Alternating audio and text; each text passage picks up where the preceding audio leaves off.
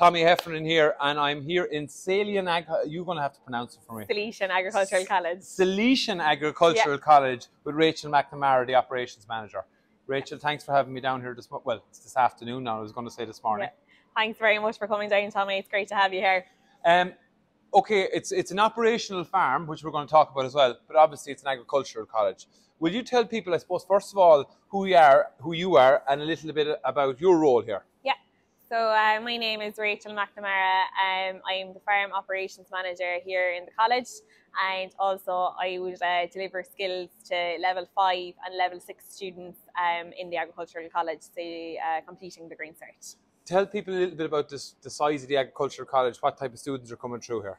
Yeah, so I suppose we've over 250 full-time students. They're on the level 5 and a level 6 course, so they can do the advanced dairy course, and we also have advanced dry stock course.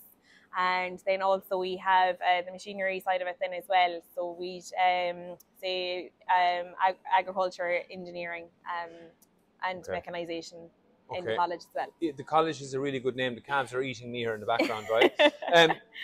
What's the kind of, I suppose, the big thing here that when you drive on, and this is my second time down here, is the scale of the dairy farm here itself. And I know there's other elements to the farm as well, but it's a fully operational dairy farm. Give people some perspective on the size of the farm here. Yeah, so I suppose we run a commercial farm here, linked, I suppose, we provide an education to students, and I suppose we provide for distant education students as well, where we've nearly over 700 students enrolled in the distant education as well. Grazing a 550-acre farm, where we're milking, I suppose at the moment we're milking 415 cows, and we'd have a calf to beef system as well, a dairy calf to beef system. We've about 50 weanlings there at the moment. And then we run a mid-season lambing flock as well of 100 ewes. Okay, so like most farms, I've come here, it is the middle-ish of April. Cows are out and should be out grazing, but it's been very wet. So you're seeing the same challenges here, I suppose, as everywhere else. Absolutely, Tommy. Yeah, so grass is the cheapest source of feed, so I suppose that's our main diet here in the college. So I suppose cows are out they went out around the 30th of January this year. Once we had a small group of cows calved, they went to grass. And I suppose we've had a good run of it in February. We were really spoiled with the weather, and I suppose cows were out night and day then. And they're mostly out night and day. I suppose the weather has changed there the last few days. They were in for a couple of days, but thankfully they're back out to grass now today. So yeah. Hopefully the weather pushes on. Please God, yeah. I'm down here, I suppose, from a Precision Microbes perspective, and that's the last time I visited yourself and Derek. I was chatting with you. Again, I think Derek, I won't say you, but a little bit of skepticism around Precision Microbes. We'll get to the Precision Microbes experience in a bit, but can you just talk through, I know you're very passionate about calves, and you have I think a very nice system here. A lot of cows calving, a lot of calves coming. So can you just kind of talk to people? It's an education facility, but it's also operational farm. What are kind of the top things you're doing here around calf health? What are the key things that you do to get the best out of the calves? Yeah, calf health starts really earlier on before the cow even calves. So I suppose good vaccination program is, I suppose, it's key. We vaccinate for a lot of things here in the college. So I suppose we're vaccinating for IBR, Salmonella, BBD, Lepto, Rotavac, and we'll be vaccinating for pneumonia as well. So we would have a strong vaccination program. So healthy herd of cows? Yes, definitely. And they always, I suppose, test the silage as well, say during the dry cow period.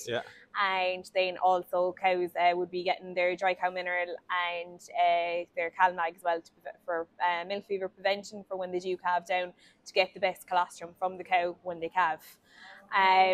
So what we do then, Tommy, is I suppose we're calving on a peat bedding, as you would have seen in our calving shed. And what we do then is every calf gets 3 to 4 litres of colostrum. So I suppose the guide is 10% of the calf's body weight. So all calves would be weighed as they're born, to give the better indication of what exactly to feed.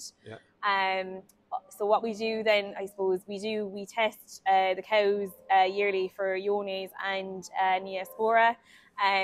So any cow that has Iones is culled, so we know that all colostrum is safe to give to all calves, that we're not watching, to segregate colostrum or anything like that.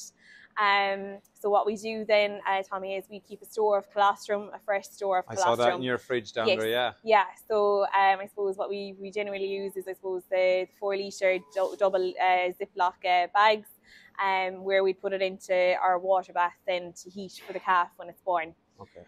So every calf would be stomach tubed for the first feed, to make sure, I suppose, we get it in within, I say every calf is nearly stomach tube within the first half an hour of being born.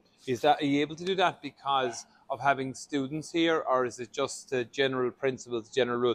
I'm sure as a training college with students, there's challenges, but there's also, have you more hands-on to help with that type of approach? So I suppose we've 3 full-time workers here on the farm, and then we'd have students here in the springtime working on the farm as well to help out with calving. So is there plenty of help around calving time? Absolutely, yeah. Okay. Yeah, there is. So we'd have cover in the yard 24 hours for the whole calving season. Okay.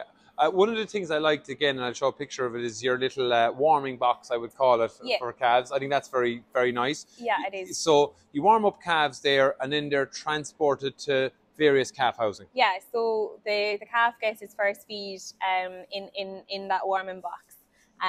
So the calf stays in that warming box until it's dried, and every calf gets a calf jacket, after being born, once they've dried off. And what we did this year, actually, Tommy, was we'd give another feed, say, of transition milk in that hot box before they're moved to a calf house. And when they go onto the calf house, they're going onto automatic feeders, different automatic feeders in different houses pretty quickly.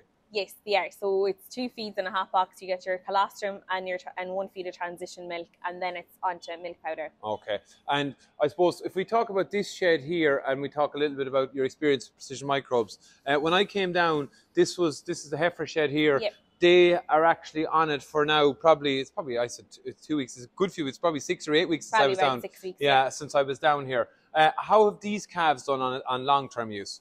Yeah, so no, we've definitely seen a huge improvement in calves. I suppose this shed here, you'd house 100 calves. We have 25 calves in each pen. I've definitely seen a huge improvement in the calves since using the Precision Microbes. I suppose we did get Cryptosporidium in calves this year, and I definitely think it helped the calves recover from that sickness. Okay. We have left some calves out at the moment, and I suppose as we're leaving them out, we are weighing them as well. So we have seen the calves have, I suppose, doubled in weight since birth. So they are achieving their target. The other thing you've done is, because you've put it through the automated feeder here for the long-term feeding, is you've been using it, like most farms, you've the challenge of Cryptosporidium is something that's come in a bigger farm. Despite all the work around hygiene and colostrum, it does happen.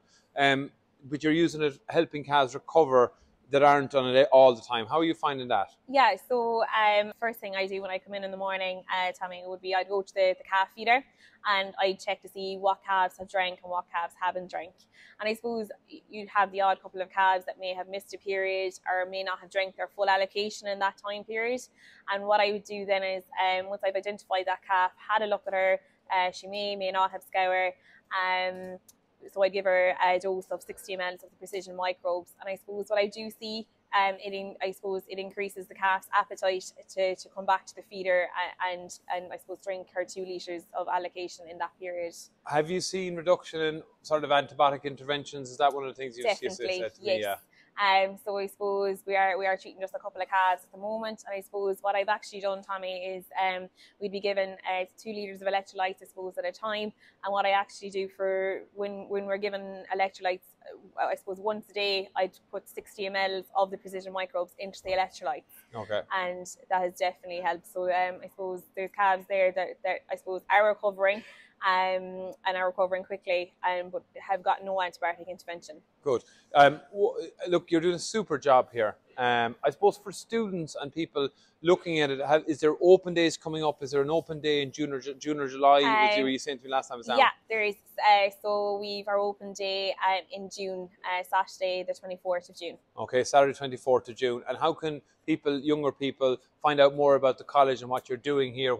And you have to tell them, of course, why they need to come to this agricultural college. Yeah, so I suppose we have a website, www.salesianag.com, and also I suppose we'd have regular updates on the college on our Facebook page and on Instagram and TikTok. Okay, very good. You're on all the platforms. You're on all social media. Yeah, we are. Brilliant. Yeah, definitely. Super. Rachel, thanks so much for your time. Continued success down here. And look, I know I've met some of the team the last time and today again. It's a great facility. There's a real passion around what you're doing. It's a very commercial farm, and you're constantly pushing forward. And I think you're like a lot of farms, you're not finished. You're looking for the next step up of what you can do. So it's been a pleasure to be down and be involved with you, and continued success. And thanks for your time. Thank you very much, Tommy.